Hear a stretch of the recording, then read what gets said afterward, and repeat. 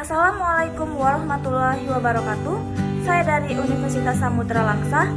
Hai teman-teman, perkenalkan nama saya Widya Armayanti Tanjung, NIM 19020338. Saya dari Prodi Ekonomi Akuntansi Unit 02 angkatan 2019. Di sini saya akan menjelaskan atau membahas tentang Return on Asset atau bisa juga disebut dengan ROA dari mata kuliah Analisis Laporan Keuangan. Pertama, di sini saya akan menjelaskan tentang pengertian Return on Asset. Sebut saja dia dengan ROA, biar mempergampang kita untuk membacanya. Oke, mari kita jelaskan. Pengertian ROA adalah salah satu jenis rasio profitabilitas yang mampu menilai kemampuan perusahaan dalam hal memperoleh laba dari aktiva yang digunakan. ROA akan menilai kemampuan perusahaan berdasarkan penghasilan keuntungan masa lampau agar bisa dimanfaatkan pada masa atau periode selanjutnya. Dalam hal ini, aset atau aktiva adalah seluruh harta perusahaan yang didapatkan dari modal sendiri ataupun modal pihak luar yang sudah dikonversi oleh perusahaan menjadi berbagai aktiva perusahaan agar perusahaan bisa tetap hidup. ROA digunakan untuk bisa mengevaluasi apakah pihak manajemen sudah mendapatkan imbalan yang sesuai berdasarkan aset yang sudah dimilikinya. Rasio tersebut adalah suatu nilai yang sangat berguna bila seseorang ingin mengevaluasi seberapa baik perusahaan telah menggunakan dananya. Dan di sini kita akan membahas tentang pengertian ROA berdasarkan para ahli. Yang pertama, Horny dan Waghouis. Keduanya menjelaskan bahwa pengertian ROA adalah suatu alat yang digunakan untuk mengukur efektivitas secara keseluruhan dalam hal penghasilan laba melalui aktiva yang sudah tersedia. Yang kedua, tentang ahli Bambang Rianto. Dari Bambang Rianto sendiri berpendapat bahwa pengertian ROA adalah kemampuan modal yang diinvestasikan dalam nilai aktiva secara keseluruhan untuk bisa menghasilkan keuntungan neto sesudah pajak. Selanjutnya, Sawir mengatakan bahwa pengertian ROA adalah suatu rasio yang digunakan untuk menilai kemampuan manajemen perusahaan dalam mendapatkan laba secara menyeluruh. Semakin besar nilai ROA pada suatu perusahaan, maka semakin besar pula tingkat keuntungan yang mampu diraih oleh perusahaan dan semakin baik pula posisi perusahaan tersebut dalam hal pemanfaatan asetnya. Selanjutnya, di sini kita akan mengetahui rumus ROA. Perhitungan Return on Asset atau bisa juga disebut ROA. Bigham dan Houston dalam bukunya menjelaskan bahwa pengembalian atas total aktiva akan dihitung dengan metode perbandingan laba bersih yang tersedia untuk pemilik saham dengan total aktiva dengan rumus ROA sama dengan laba setelah pajak dibagi total aset, atau bisa juga dengan rumus ROA sama dengan laba bersih setelah pajak dibagi total aktiva dikali 100%. Di sini kalian bisa melihat sendiri, saya udah memberikan rumus yang jelas di sini. Kalian bisa lihat. Semakin tinggi hasil nilai ROA, maka akan semakin baik pula perusahaan tersebut karena tingkat pengembalian investasinya yang semakin besar. Nilai tersebut akan menggambarkan pengembalian perusahaan dari seluruh aktiva yang diberikan pada pihak perusahaan. Selanjutnya kita akan menjelaskan tentang contoh soal ROA.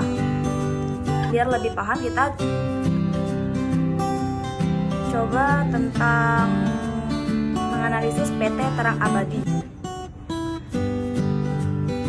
Laba bersih atau net income PT Terang Abadi adalah sebesar 2,613 triliun.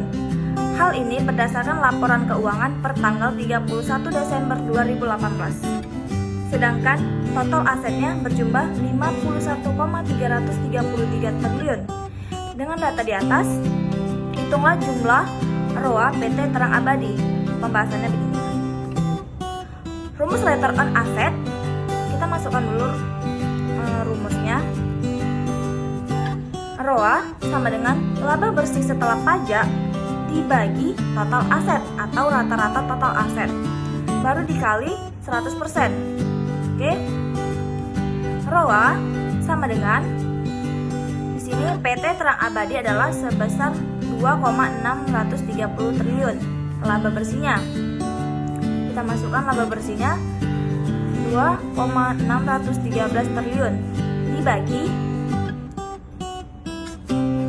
total asetnya berjumlah 51,330 triliun dikali 100%, maka hasil ROA sama dengan 5,09%. Maka ROA PT Terang Abadi tercatat sebesar 5,09%. Fungsi ROA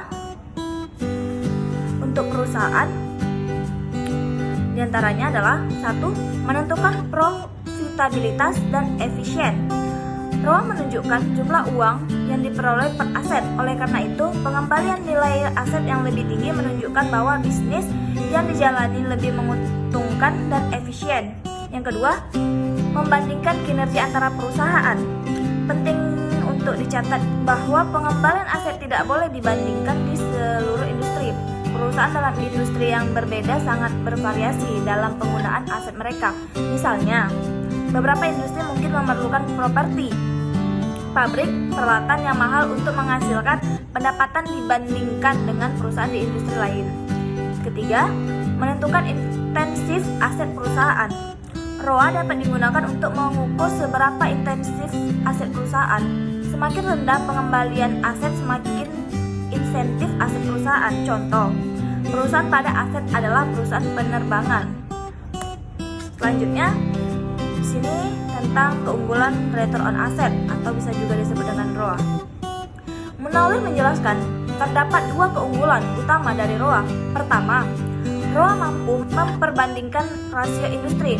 Dengan begitu akan diketahui posisi setiap perusahaan atas suatu industri, dan hal tersebut sangat penting dalam perencanaan strategi. Kedua, ROA mampu mengukur efisiensi penggunaan modal secara menyeluruh. Selanjutnya tentang kelemahan return on asset. Munawir dalam bukunya juga menjelaskan bahwa ROA memiliki dua kelemahan utama. Yang pertama, ROA sangat dipengaruhi oleh cara depresiasi aktiva tetap. Kedua, di dalam ROA terkandung ROA yang cukup tinggi, khususnya dalam kondisi inflasi. ROA juga akan cenderung lebih tinggi karena penyesuaian harga jual. Sementara itu, beberapa komponen biaya masih dinilai dengan suatu harga distorsi. Sekian dan terima kasih atas penjelasan yang saya sampaikan. Lebih kurang yang saya sampaikan tadi, saya mohon maaf. Dan bila di antara teman-teman ada yang ingin bertanya, boleh komen di bawah. Dan buat teman-teman jangan lupa subscribe and like. Saya akhiri. Wabillahi taufiq wal hidayah. Wassalamualaikum warahmatullahi wabarakatuh.